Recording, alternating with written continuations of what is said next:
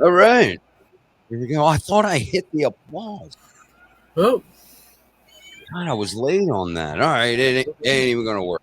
I- fuck it. welcome, everyone. This is the Scurryface edition, just a day late.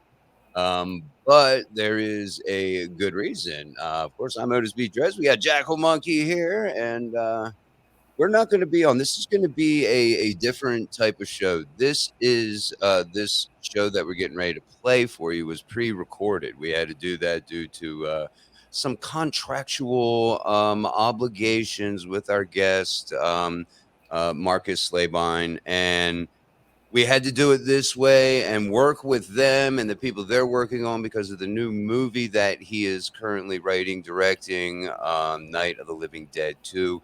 There'll be slight mention of it, but obviously can't give away a whole lot because of that. So it's going to be a little bit different show. We wanted to come on and talk to you guys for just a minute, and then we'll roll that beautiful bean footage. Yeah, it's. I mean, oh my god, dude, such a badass fucking show, man. I had It was. It was. such I'm a good really. fucking time, man. I'm really proud of this one. He was such, as all of our guests have been, just very easy to talk to, and we've got a couple that may be repeat guests. So that's all. That always tells us, hey, you're doing something right, I guess. No shit, right?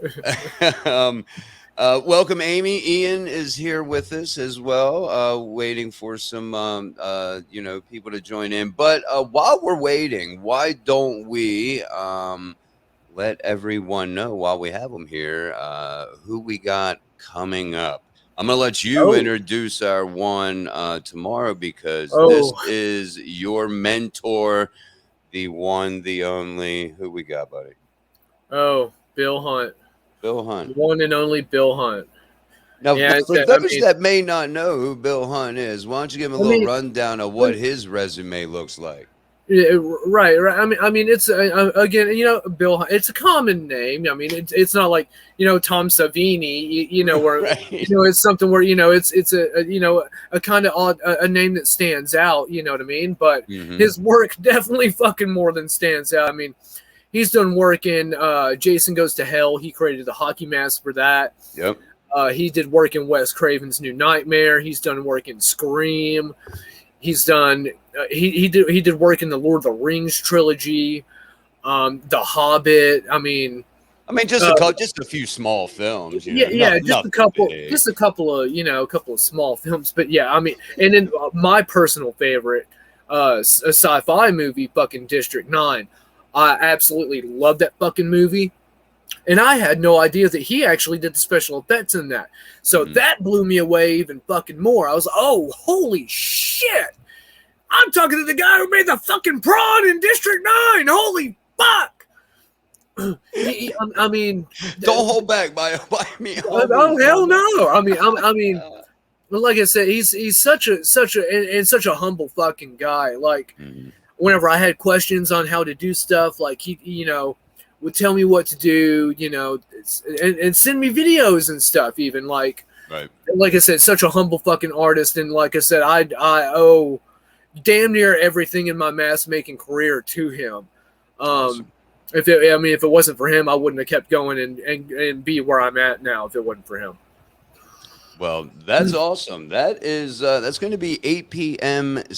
Eastern time tomorrow evening. So keep your eyes peeled over there at Night Living Dreads, the Facebook page. Check that out. And if you by chance, miss this particular, I guess you could say re-airing. We haven't aired it yet, so it's not really a re-air. But if you happen to miss it, of course, all of these interviews with all of these great guests that we've had over the past month or so, they're all over there at our YouTube page. Go Again, we don't, subscribe, yeah, hit that bell, hit that hit the, bell. That hit way, that bell because we got shit coming out every week that you're not going to want to miss. We got really two cool times a people that week, we're most talking. of the time. Yeah, a lot of times 2 times a week, a couple guests a week. So hit the bell. Just put in the Night of Living Dreads podcast. We don't have one of them cool URLs yet. Not yet. Not yet, but it's coming. It's coming. So And then real quick, and then we'll roll the our little discussion with Marcus. Then we also have Ari Lehman, the first Jason. First Jason. He's going to be joining us. That will be next Saturday right here at Scurryface. Get over there and and follow Scurryface. If you are listening outside of the Scurryface page and you're not following, well, if you do, you'll get these notifications when we go live every Saturday as well. Right. So just more ways to keep in touch. Hell yeah. And Ari actually has a fucking metal band called First Jason. So if you haven't heard them, check them out. That's true. Yes. Oh, our guest of honor has joined us. Marcus, hell yeah. Marcus is here. Welcome, Marcus. You're just in time, my friend, because we're getting ready to roll that beautiful bean footage. So sit back. You're not going to hear from us anymore other than on the show. Hope you guys enjoy. We'll talk to you here real soon.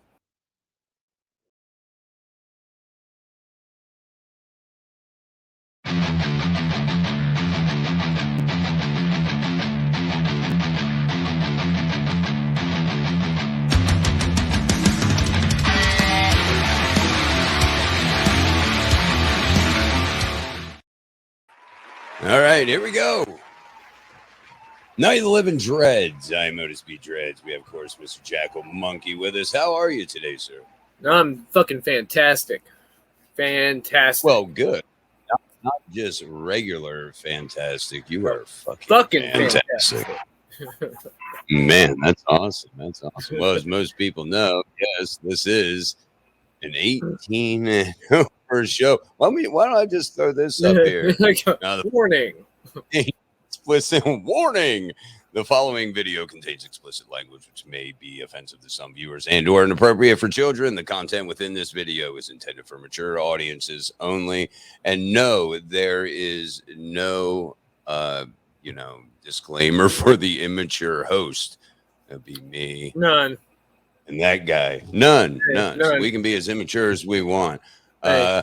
Night of the Living Dreds with the fucking Dreds with no A .com. That's where we can get all the audio podcasts out there, and you can go check that out over there. And plus our YouTube page. We're not as bitching as some YouTube subscribe or channels, and we don't have our own little personal youtube.com/Night of Living Dreds. But if you put in the search the Night of Living Dreds podcast, you'll find it, and you'll find this interview or discussion, because I hate that fucking word. I really do. It sounds so formal. I know I beat this into the ground all the time, but it does. It sounds too damn formal, like a police interrogation. We're just going to have a discussion today, and you can find this discussion as well as all of our past. We've had some pretty good ones. Here in the past month or so, we talked to Dan Yeager, Tommy McLaughlin, Mick Strawn.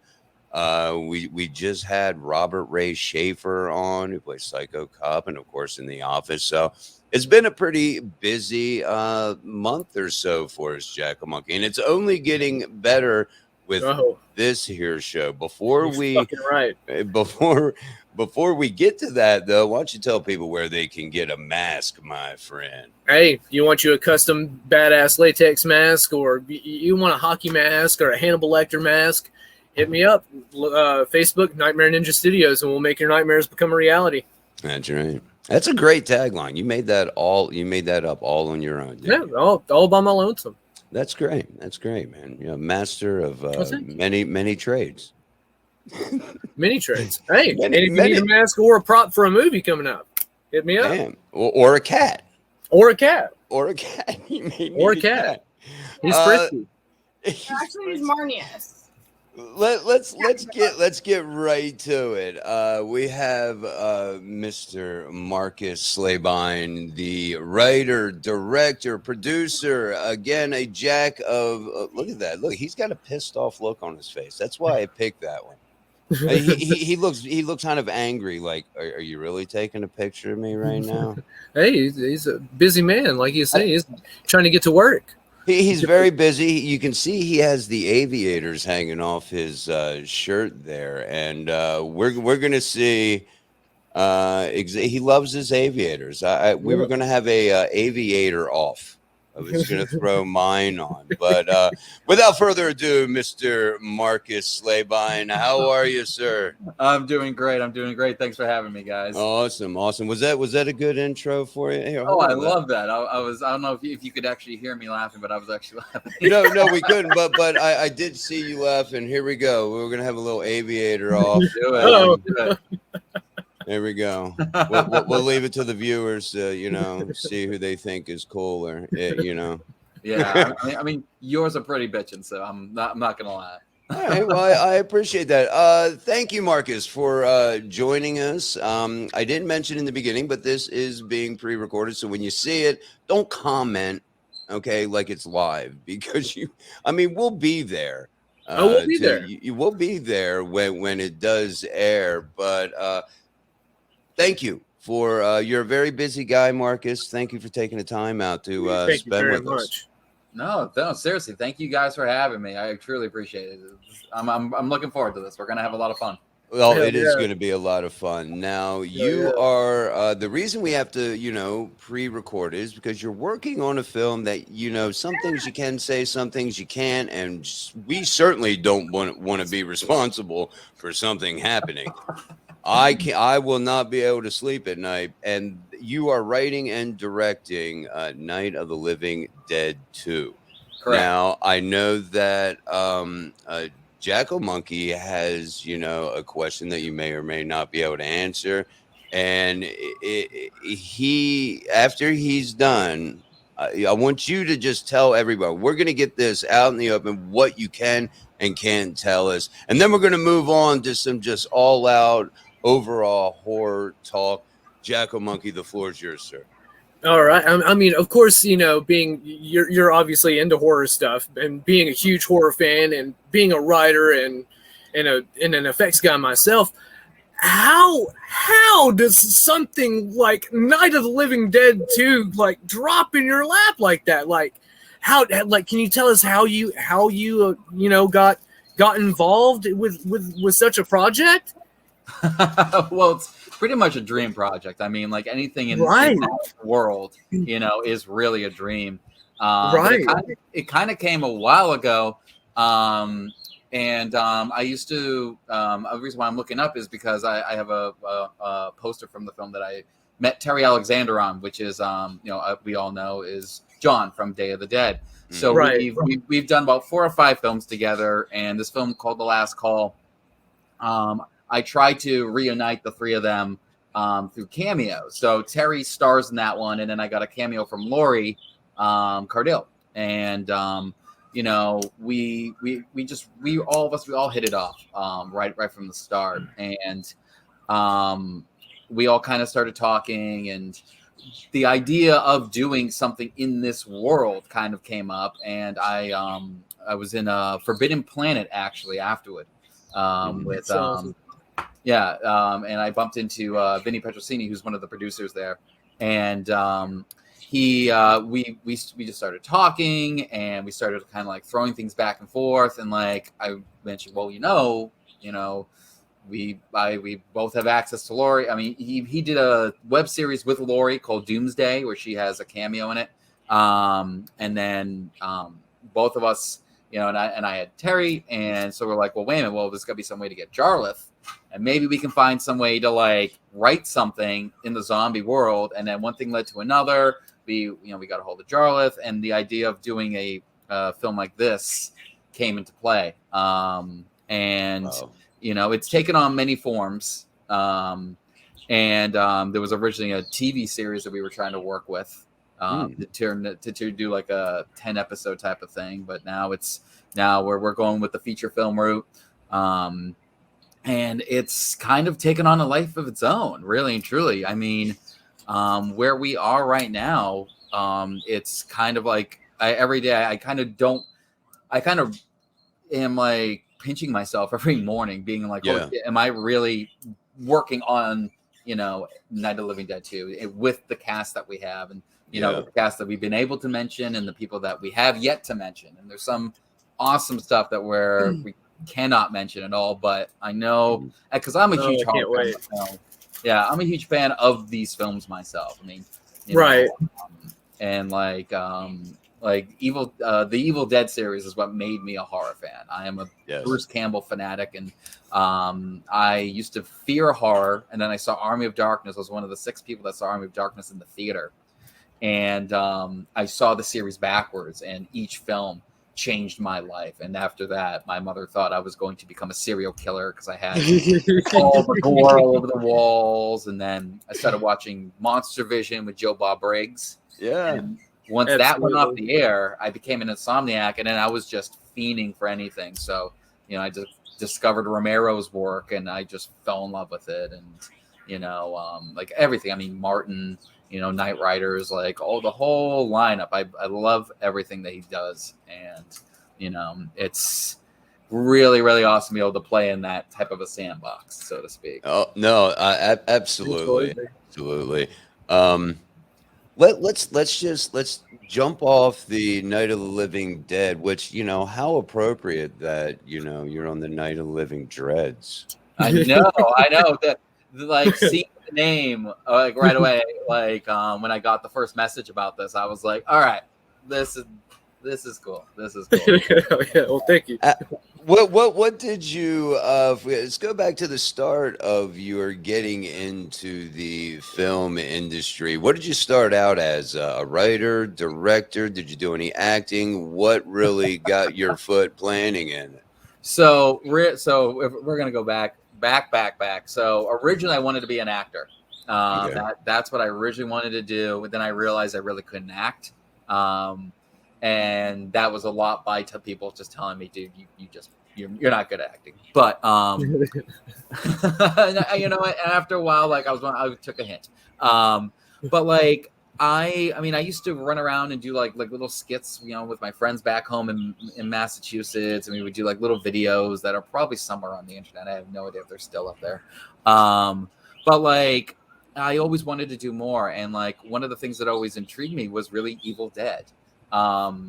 Watching that series backwards, you watch Army of Darkness, which was a big studio movie, and then you watched Evil Dead 2, which had a budget, and it was just, to me, is one of the greatest and most perfect films ever made. I'd have to agree. It's my favorite out of them. Yeah.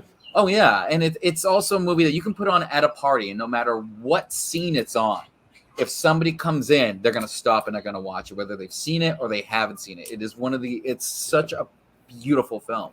But then you go to Evil Dead, which is my personal favorite. Even though I do think Evil Dead 2 is a better movie, I think Evil Dead is one of the most inspirational movies I've ever seen in my life, because it shows, what persistence, what passion, and what never, ever stopping what you believe in can create. And that type of spirit is what I thrived with. And that was like, I was like, well, fuck it. If he can fucking do it, like, I'm going to get out there and I'm going to fucking do it. So I started, I went to film school. Actually I used to run a horror movie review website that's now defunct and off the internet. But it allowed me to be able to meet lots of horror celebrities. Like, I met Romero, I met the entire cast of the Devil's Rejects, I've met Bruce Campbell, I've interviewed like everyone from Halloween. Like, the list goes on and on. But that kind of gave me like the confidence to be able to be like, well, if I sat down and talked with George A. Romero for 20 minutes, why the fuck can't I go out to New York and go to film school and try and make my own films? And if I've done this, why can't I? So I went to film school for a year and got to make 8 short films, which was fun. It was a good like hit the ground running type of thing. And then I started just working in the industry. Like I've done every single department minus wardrobe, except for my own films, but I hate doing wardrobe. Nothing against wardrobe people. Costume designers are amazing, but my wardrobe is like horror t-shirts and same here. Yeah, exactly. Like when you're doing like a fashion shoot, I'm like, I think they'd look good in, wearing a Joe Pilato with a gun in his hand. That's cool. But then I just started PAing, and I took every film that I got and tried to learn something from it. Whether I was doing production assistant work, wherever I was set dressing, art directing, doing sound, everything. And I think once you start learning, I honestly think it's a really good thing to do. I think if you go into every single department and you actually give it like a strong, like, okay, I'm going to learn the department so I can figure out what makes it tick, then you start realizing and saying to yourself, okay, well, now I understand why it takes, special effects this long to do this type of an effect, or like why when I want to have this room lit a certain way, it's going to take this much time. And then you can you start appreciating each department and their worth in the whole movie making, spectrum there. It's not just a director, it's not just an actor. I think a lot of the general public think, well, that actor made the movie, and maybe so. Maybe they played a great role and did a fantastic job. But there is a whole gamut of people involved that have to make everything work, from a gaffer to a wardrobe person to production designer. Everybody plays an important role. So I agree. And especially being a, director, among, all the other things that you've done, I think especially with a director, it's good to understand beforehand what every department does. And then you can set, okay, this is what I want. And I know you can do it because it's your fucking job. Okay, this is what I want. To understand that and appreciate it, I think probably means a lot to all of them.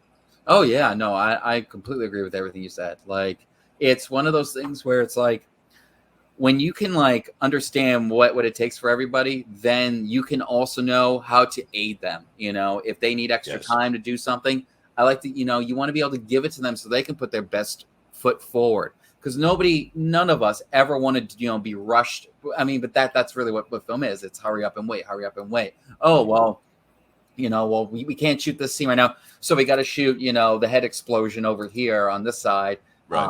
We got to shoot that now because sunlight, and it's like, but like at the end of the day, being able to have everyone's back and having the film, I like it's a fan. To me, it's a big family. You know what I mean? Like I love working. I'm the type of guy where I love to work with the same actors. I love to work with the same crew. I love working with the same people, and I think it becomes a family to you. And once you have that, once you have that family, everyone's going for the greater good. No one's there checking their watch, being like, well, we're going 12 hours. Okay. But, it's like, yes, we're going 12 hours today, but like, we got to it's all about like, I would much rather go 14 hours and get what we need and lose that sleep than to get a nice early night and not be able to get what we need and have to go back and do reshoots, or the film isn't as good, And I think with a lot of the people that I've, been able to work with, especially lately, everyone has that vibe and everyone has that like can-do attitude, and it's a beautiful thing. And it's like, you can always tell when a film is made with love, and that's, that's vital. I think it comes, I think it's like you feel it from the cast. Like you watch, I'm a huge Edgar Wright fan. I love Edgar Wright. Shaun of the Dead, Hoffa's World's End. Mm-hmm. I'm dying for Last Night in Soho. I don't know what this film is going to be, but it's going to be amazing. But like, you can clearly tell there is so much love from everybody. When you watch Shaun of the Dead, there's love in the writing. There's love in the source material. There's love in the cast. It comes through the characters. That's a great movie. You actually believe they're sitting in a pub somewhere, having a few cold ones. You believe that they're friends, and that really comes through on, in the final product. Yeah, and I think that's why that film is transcending through the generations. I think, like 50 years from now, we're still going to be looking at that. We still look at Return of the Living Dead, which is like also one of the greatest zombie comedies of all time.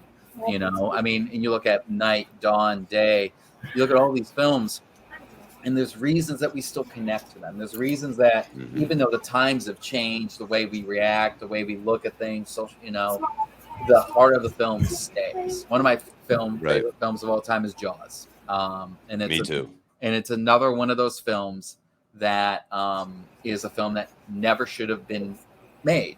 I mean, not that it shouldn't have been made, but like the shark kept not working, kept malfunctioning. Yeah, oh, yeah, You see absolutely. everything that went wrong with that film, and that's one of those films where Spielberg just persisted. They kept making, and everyone thought it was going to be the world's biggest flop, and it is one of arguably the greatest movie of all time. I mean, That movie scared the shit out of me. It was really my first kind of like introduction, and as I got older, I never really thought of Jaws as like a horror movie.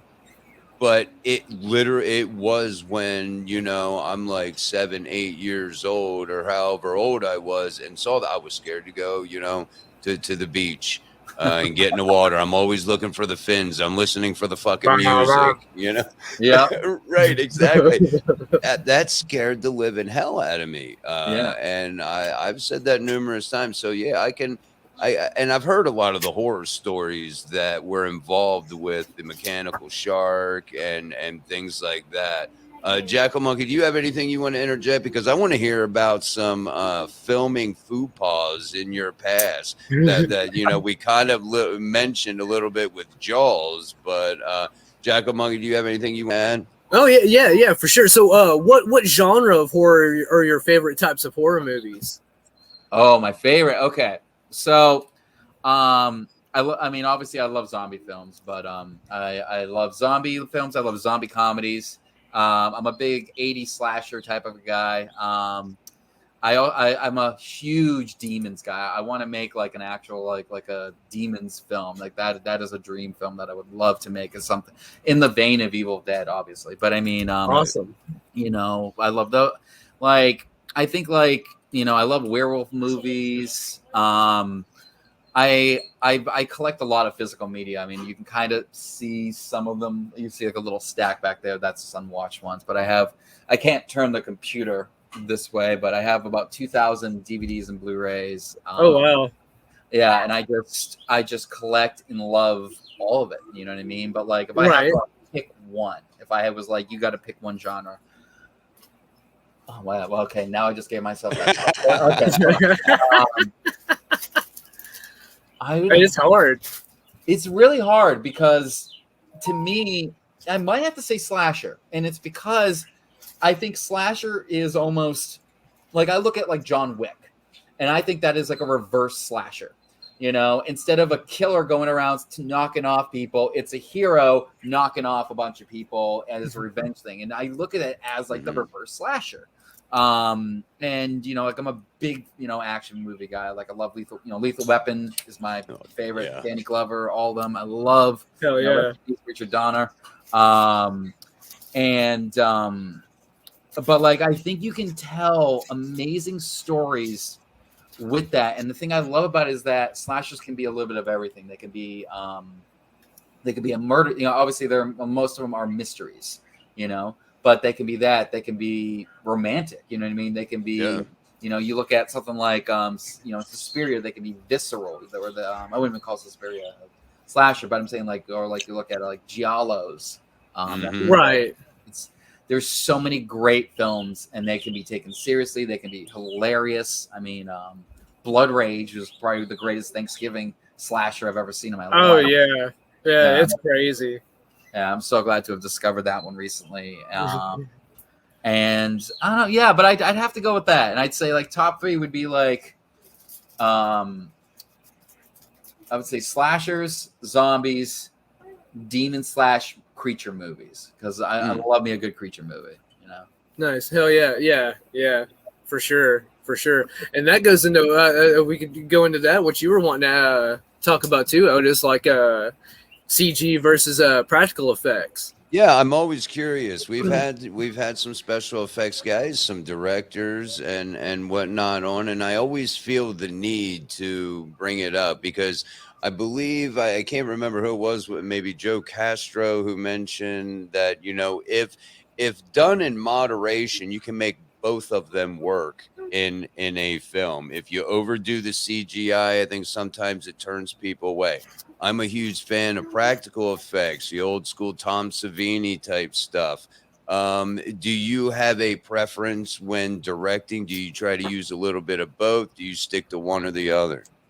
Oh, I'm all practical. I try to avoid CG as much as humanly possible. Mainly because, like, to me, there's something about practical that I think makes it more believable. You know what I mean? It's like the fact that it's actually there. You know, if it's not that there hasn't been great shark movies. It's the fact that there hasn't been another shark movie that has had a real shark that's not just people filming them in the water. You know what I mean? But like, there's something about that mechanical shark. Can you tell it's mechanical? Sometimes, yeah. But it's not about that. It's about that there's something physically there. You know, right? But I do think CG is good. Like, look, I loved I don't know why it's just popping in my head randomly, but Pirates of the Caribbean Part 2. I know a lot. Again, arguments about this one all the time. I love this film. I think it's super fun. I haven't watched it in forever, so maybe it's as an age. But the effects in that with the Kraken were astounding. Yes. I was blown away by those. To me, that the way that it moved, the way that they did those things, the CG in that worked. You know, but like that's also when you have the money, you have the time, you have the ability to do that. That's when CG should be, but it should not just be done just to replace things. You know, exactly. With Night of the Living Dead 2, we're using a lot. It's going to be almost all practical. You know what I mean? Like that's awesome. That's what we're all going for, and that's what I'm talking about. Yeah, and Elizabeth Piperess, who's one of the producers, but she's also the one that's designing all the zombies and all that stuff. I mean, if you guys saw the picture of that we released of David Howard Thornton, clown from Terrifier, so he was in a giant fat suit named Sharkbait Zombie, and she had a whole team of people that were designing parts of him, and had a giant bite taken out of him that was from a shark type of deal, but it was all practical. I think the only thing that might be CG later on is a muzzle shot in this. I think that's it. Everything else has been practical from the bits that we've shot. I think that's the only thing. And I think more practical effects. Now I love Zombieland 1 and 2, but I think there was everything looked CGI. There maybe other than the makeup of certain zombies and things like that, all of the kill shots, there was a lot of CGI, and it just they wore it out. In my opinion, still a great movie. I own both of them, but and they're entertaining. But I'm more old school with the practical effects. I think it brings a lot more to the film, like you said with the shark. Yeah, Jaws. Spielberg could have easily threw a CGI shark in there or something. But I think it also helps the actors too to have something right there in front of them. I think it brings out their performance a little bit. Oh, totally. Like to me, there's nothing beats that. Nothing beats giving the actors something to act off of. And look, don't get me wrong. Like you look at Lord of the Rings and the work Andy Serkis has done, and it's incredible what that man has done in a green suit, but getting the performances that people get out of while acting off of some guy that's got balls all over his body. You know what I mean? It's like, right. But like at the end of the day, like to me, and I will probably get shot for this. I love both of them, American Werewolf in London, and I do love American Werewolf in Paris, but that was probably because it was one of my first theatrical horror films that I got to see. So it's got a soft spot for me. It does not compare. It is not compared. It's not even in the same ilk. But one of the biggest differences is American Werewolf in London. That werewolf transformation today is still the greatest werewolf transformation, hands down. And I will fight that. I will argue with you about that one. And I agree with you on that one. And Paris is it's a very fun movie, but like, let's be honest, nobody's looking back at the CG effects of Julie Delpy morphing that like looks like it belongs on a PlayStation 1 console. Like,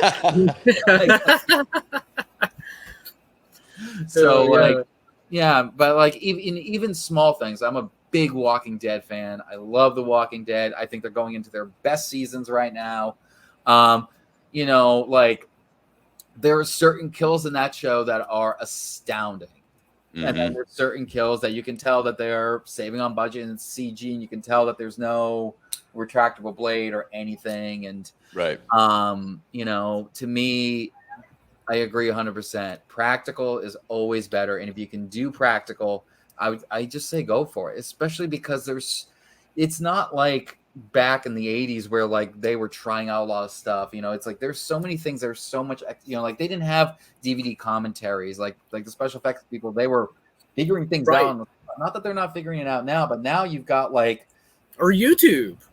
Exactly. You know, you type in Tom Savini, you know, Day of the Dead, you know, and it's like Tom Savini showing you how he created stuff, and even watch the behind the scenes thing with him, and him specifically telling you how he did the brain zombie, where it was like it was just the brain that was left. And I still look at that and I'm like, how the fuck did he do that? Like, you're telling me how you did that, and I still don't know. It's the same thing with that movie, The Raid. Have you guys ever seen that one, The Raid? I have not. Yeah, I fucking love it. So the shot where the guy gets knocked off one of the buildings, they're basically in like a giant like apartment complex, and it's basically like it's Die Hard with like only like it's like Die Hard on crack. That's really what it is. And one of the guys gets knocked off, and he goes flying like 4 stories down. This is all one shot, and his back collapses and hits on one of the railings, and you see it snap.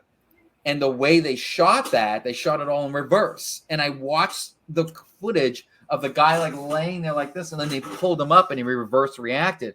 And my brain is like, no, that can't be real. There's no way that's what it is. They did crazy shit. They did holy shit out of water in the second film. Spoilers, by the way. Sorry. But there's a car chase scene on a highway, and the camera goes from it's inside these guys. I think they're fighting in one car, and it comes out of the car. Like the camera was in the car. It comes out of the car, goes back to the car chasing them, and goes inside that car. And the way they did it was they were crazy motherfuckers, and there was a guy hiding in the car seat, grabbing the camera, passing it out the window to another car that was driving alongside the high-speed car chase, and handed it off to the damn. Yeah, that stuff. I'm like, that is so crazy. It's that where there's a will, there's a way, and that's I love that type of filmmaking. It's just like that's the stuff that like gets me.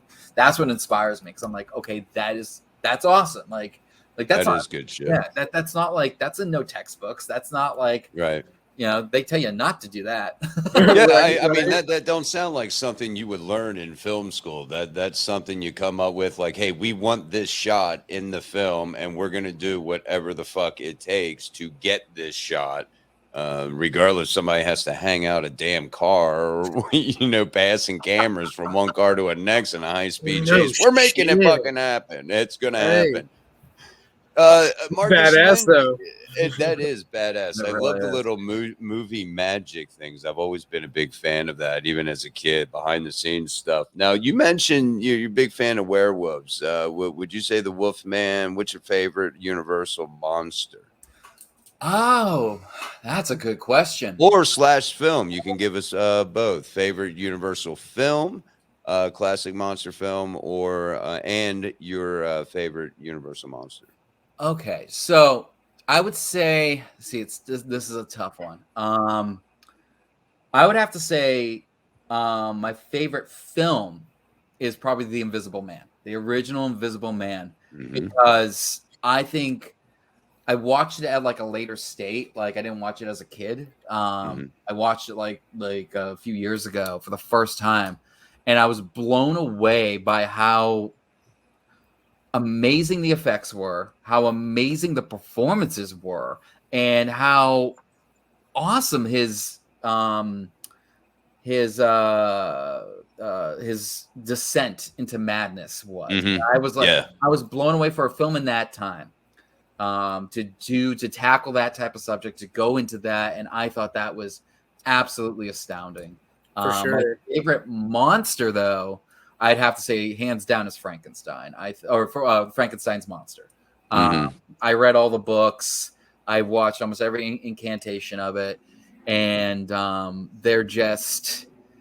It's a beautiful, beautiful story It really is. just about just wanting to be accepted, you know, and there's so many layers, there's so many levels, and I think it's one of the I think it's one of the pioneers of the monster of everything. I think it's literally, to me, that story I think has influenced almost everything that has come since then, you know.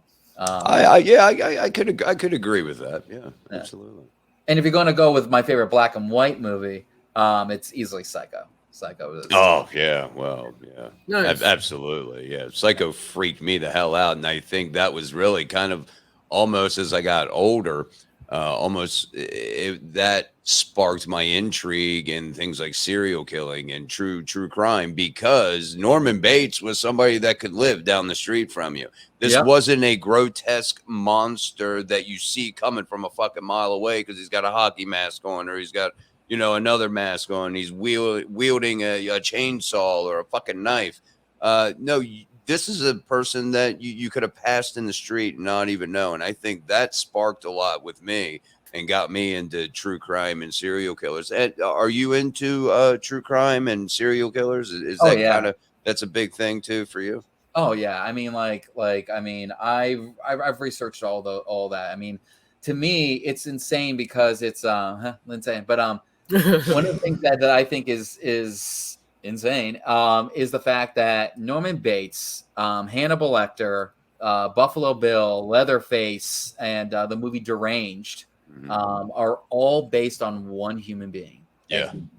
And to me, a man, one human being to do the things that he did, that it took several incantations, several films down with over like from 1960 to like 1991, you know, that they could finally tell almost his whole story. I don't want to say they've told, you know, everything. I mean, the movie Ed Gein with Steve Railsback, which he's incredible in that film.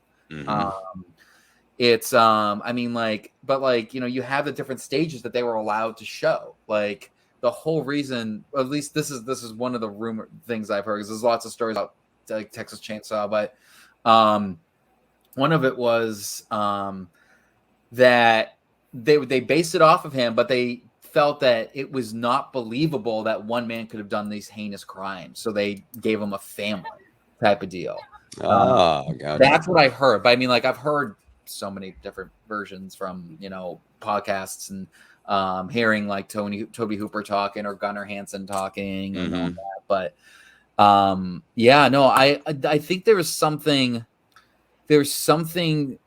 in the reality. I think there's truth in all filmmaking. I think if you want people to be able to relate, the scariest things on the planet are reality. I think that's why the scariest films are things that are realistic. You know what I mean? Yeah. Exorcist was at a time where came out at a time where a lot of people, you know, religion was very powerful, you know, and to see something like that, and it is quote unquote based on a true story. Amityville Horror is another one based on a true story. You know, Psycho is based on a true story. Like Texas Chainsaw Massacre, like all the greatest films that terrified us, all based on true stories, all had truth to them. You know, and if you really break down Psycho, not only is it a character who could be the guy that, you know, you just walk past on the street, you know, who's walking his dog. He also gets you in a place that you are so fucking vulnerable. Like, what can you do? Someone comes into the tower. What can you do? Like you can't do anything. Like, it's what are you gonna do? Throw a fucking bar of soap at him? Like, right. You're in his domain at that point. Yeah, exactly, and that's terrifying. You know. Yeah. I think that's also why like Halloween is terrifying. I mean, look, John Carpenter is also one of my favorites. I fucking love everything John Carpenter has done. Yeah. Like I really hope that someone gives him money to make at least one more film out there. You know, to me, he's one of the most underrated, greatest filmmakers of all time. But with Halloween, he hit you in your home. You know what I mean? Like he hit you where you felt safe, and he just ruined that for you. So it's like, you know, but Wes Craven did the same thing. Wes Yeah. Craven's was more sadistic though, because he's like, oh, your kids like to. You tell your kids that they're safe when they go to sleep, huh? Well, let me fuck you over with that there, buddy boy. Yeah, guess what? You die in your dreams, you die in reality. Yeah. Yeah, exactly. And then that was, I can remember when I first got into the Nightmare on Elm Street movies, I thought that the concept was, you talked about the vulnerability. And when are you most vulnerable? When you're in an REM stage sleep. You could have somebody in the middle, and I often feared this as a kid. I don't know why. Maybe it was the movies I was watching, but I often fear like, I go to sleep. What if somebody just jumped on me and started hacking me to pieces, whatever? That is, what am I going to do? Wake up out of a dead sleep and try to defend myself? You're in a very vulnerable spot. And that's what got me with the whole nightmare. Yeah. And then Halloween, to just add to your point on Halloween, what scared the shit out of me, and most people did have babysitters or did babysit. And I had a babysitter, and it was right around the time that this movie came out. And so that scared the holy shit balls out of me. I'm like, what if my mom's gone? Okay, I got this stranger, not really a stranger. I really liked my babysitter, but what if somebody came in? She's not going to be able to protect me. I can barely protect myself, and so that one is one of my all-time favorites. Now, I think you're an 80s baby. I don't want to give your age out, but I think you're an 80s baby, aren't you? Yes, I am. 1983.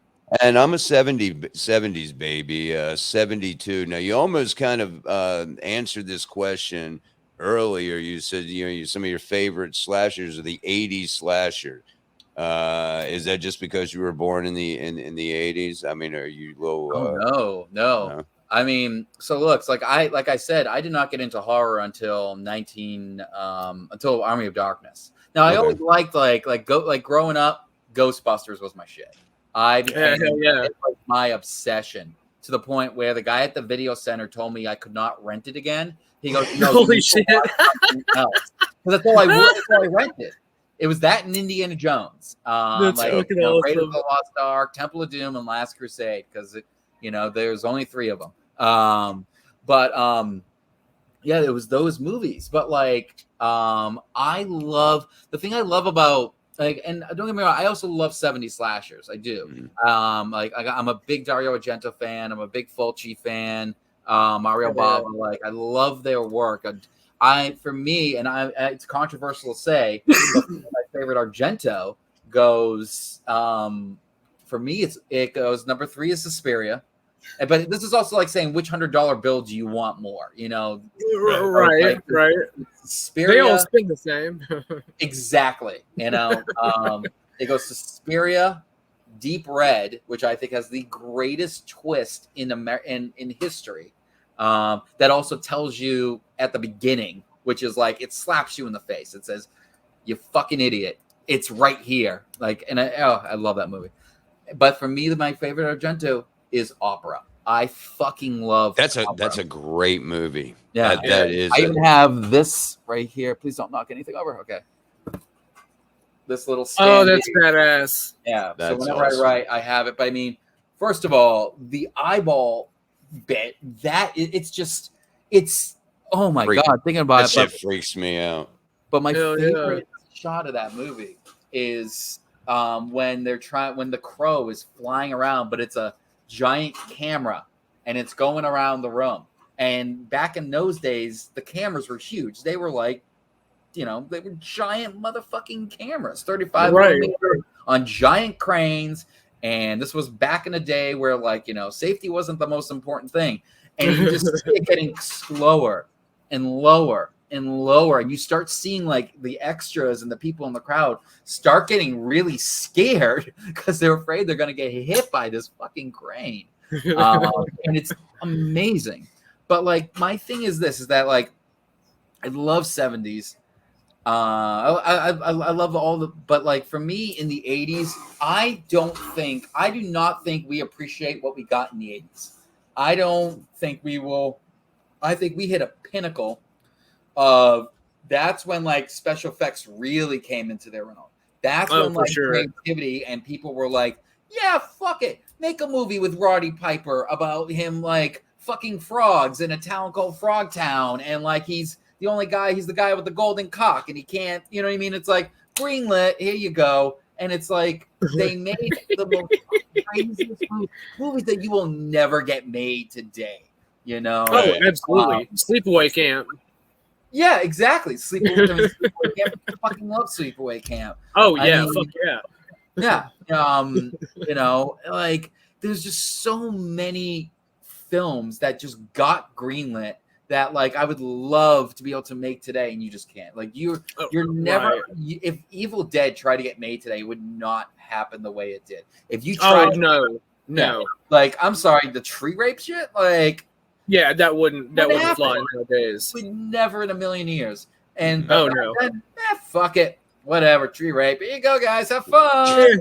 You know, It's great. but like there's something about the 80s, but especially certain years. Like you look at 1985, that was a fucking year for movies. I think we got Fright Night, I think. We got Return of the Living Dead, we got Day of the Dead. Like the list went on and on and on. I looked it up one time and I was like, holy shit. Like there's a time where like you could have been at the movie theater and it is just the entire Nothing but fucking horror. Exactly. And it's nothing but classic horror. Right. Like, the just so the cream much. of the crop.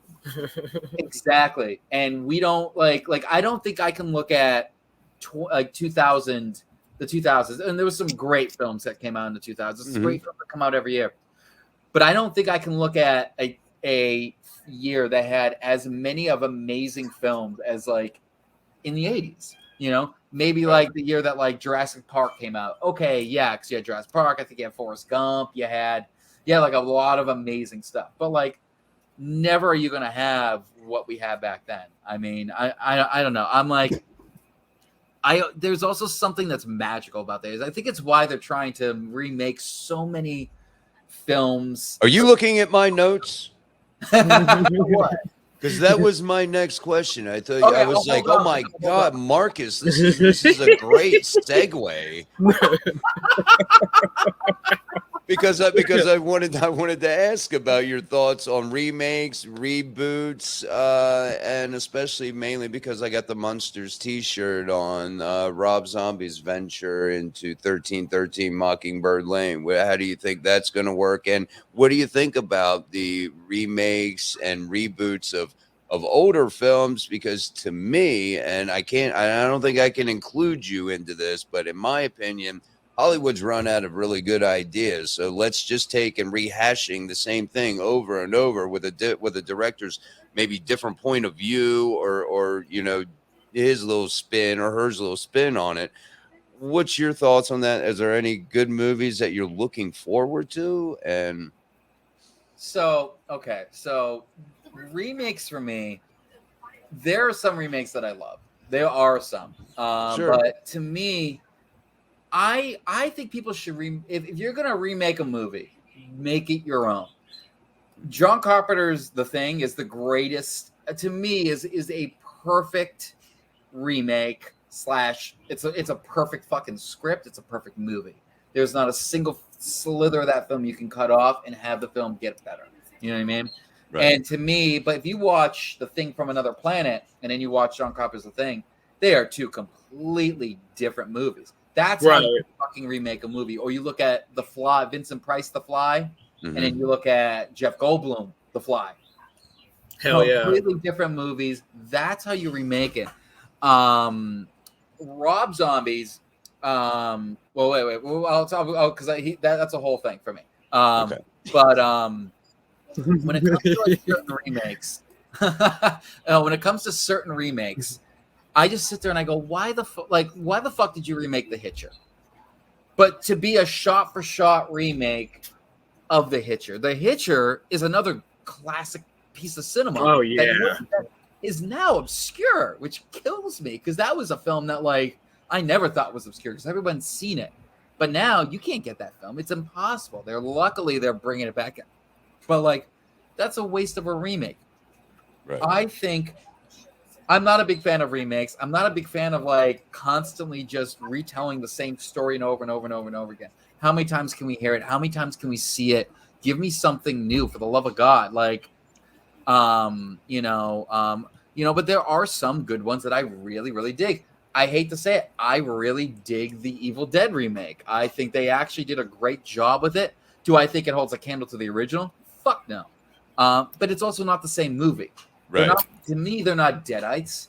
My biggest issue with the film is that they took out the one thing that separated the Deadites from just zombies and demons, and that's the evil spirit that overtakes the body and the way that they act. That's not in that remake. That's all transferred through blood or whatever the fuck, and it's just, and they didn't know whether or not to be comedy or not, but like I loved all the practical shit. Like I love the one guy, the blonde guy who kept getting attacked nonstop and he died like 7 times. And I'm like, that's the shit that I love, and like, I mean, come on, Jane Levy's fucking incredible in that movie, but that's like, that's my thing. It's like, if you're going to make a remake the fuck out of it, make it your own, do your thing and go all the way out there. And when it comes to Rob Zombie, it's very controversial. It's very hard to talk about, but let me start off by saying Devil's Rejects to me is one of the greatest pieces of cinema to come out in the 2000s. Hands down, it is in my top 5 favorite films of all time. I watched that movie 5 times in the theaters. I tried to watch it more, but I got booted out. I have it signed. I have a signed poster that's signed by almost everybody, minus Rob and Jerry. But I mean, it's Sid's on there. Rest in peace, Sid. Jeffrey Lewis, Tom Towles, William Forsythe, Bill Moseley. I've got everybody on there. Ken Foray. I got fucking Michael Frankenstein calling me a chicken fucker. It's amazing. Like Devil's Rejects, I think is a masterful piece of cinema that people give me shit for this all the time, but I think it's a film that should be showcased in film classes to show you how to tell a film, tell a story, but make it something that is, if you want to make it set in that time frame, that is how you fucking do it. You want to make a 70s film? That is a 70s movie. It just came out in 2005, I think. Yeah, 5, yeah. The only thing Devil's Rejects did that takes me out for a split second is when the knife goes into Priscilla Barnes and it's CG blood. That's the only moment where I'm like, oh, fuck. So I try to blink during that shot. But like everything else, the performances, everything, that is a perfect movie. When it comes to like some of his other films, it's hit or miss for me. When it comes to like the remake of Halloween, he did his own thing with it. He made it his own, and I respect that. But it's not my favorite. It's not, to me, I wish he had just gone with either gone with a prequel or just gone with a reboot that was his own instead of kind of trying to do both. Because I feel that I didn't get enough time with either characters to really gotcha and that type of a thing. But 31, I thoroughly enjoy. I mean, Richard Brake as fucking Doomhead he's incredible. Yes. He's fucking incredible. But this is the thing. I've read a lot of stuff about what, oh God, it's gonna be Rob's, he's doing Munsters. He's gonna fuck it up. Oh my God, they're all gonna be swearing and like talking about chicken fucking and all this stuff. And I'm like, I think this is the film that's he's gonna blow everyone away. I think he's gonna actually showcase, because this is something that's near and dear to his heart. I think this is going to be something that he actually does right. And I really, really am interested to see what a PG-13 Rob Zombie movie looks like. Oh my God. Right? It has to be PG-13. And it's Universal, right? Universal's, there's no way Universal's going to let him, have like William Forsythe coming in and talking about, raping people. And like, it's just not going to happen. Although I would love to see William Forsythe in a Munsters movie. But like, to me, I'm excited for it. I'm wary because it's like, I've been hurt in the past, but I haven't. But like, the one thing I can give Rob Zombie, and this is something he said, and I respect the fuck out of it.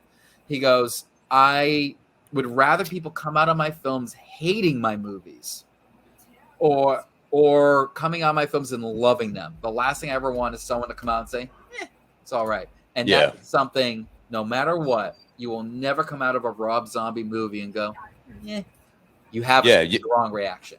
No, exactly. You either love it or you hate it, and I do. I like that about Rob Zombie. Now, going along with the whole Munsters thing, I've seen a lot on social media. People go, "Oh, guess Sherry Moon's going to be in it, and this person and that person." But you made a good point, which is how I counter that.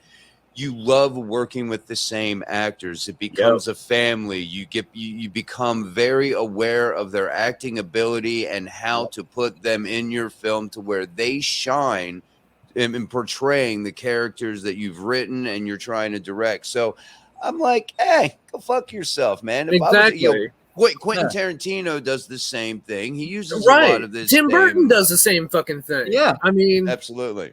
But that's the thing, though. That's also respectful to me. He could have gone from Devil's Rejects and been, and then done the remake of Halloween and be like, you know what? Fuck all you guys. Bye, Bill. Bye, Sid. Bye, everybody. And he could have fucking put Kevin Bacon in the role and like whoever else. But instead, he brought them back. I mean, obviously they're phenomenal actors. You know what I mean? Like, Bill Moseley's fucking amazing. I mean, yes. Guy. And speaking of Bill, I met him. He's saying I have a Fangoria, and I got him to sign it. Oh my god, he's a fucking legend. He's great. He's good in everything he's done too. Like he never phones it in. Especially his band, the Corn Bugs. Yes. This shit's hilarious, man. Once I start listening to it, every song is like a box of Cracker Jacks. You never know what the hell that surprise in that song is going to be. What's he going to be talking about? It's great. Off the wall fucking shit, man. Absolutely. Yeah. But that's what I love about those, exactly. He's the guy that brought back Sid Haig. Sid Haig was retired. I don't know if he was retired, but he was done. He was like, he was like, I have a can on Jackie Brown, whatever. But he came back in House of a Thousand Corpses, which to this day I think is one of the greatest reboots of Leatherface Texas Chainsaw Massacre Part 3. I say that because it feels like that Part 3, and I love that film. I fucking love Leatherface Texas Chainsaw Massacre Part 3. I know it gets a lot of shit. That film, every time I have a smile on my face from beginning to end. I fucking love that movie. But the thing about that is like, House of a Thousand Corpses, you watch Sid Haig's parts, and he is on fire every fucking take, every shot, every performance. That film has a fucking look. It's got a vibe. It's got a feel. It's got a soundtrack that's through the roof. Amazing. I mean, it makes a statement. And like, while a lot of people don't get it, and they think, they chalk it up to just being like, too over the top.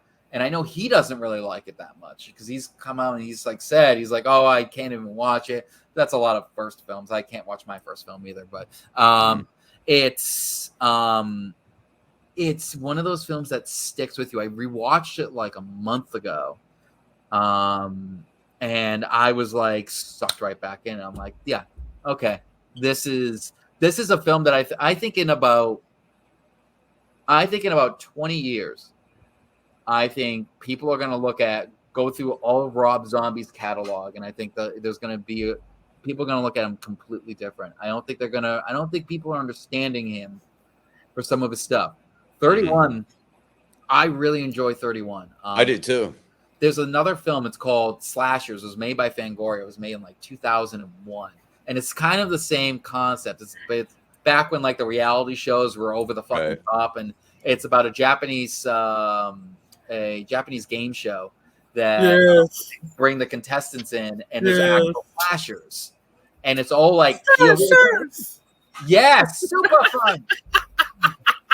Like, I love this movie. I love that movie. I can't believe you actually know it. That's amazing. Oh yeah, I rented that from fucking Hollywood Video. Yeah.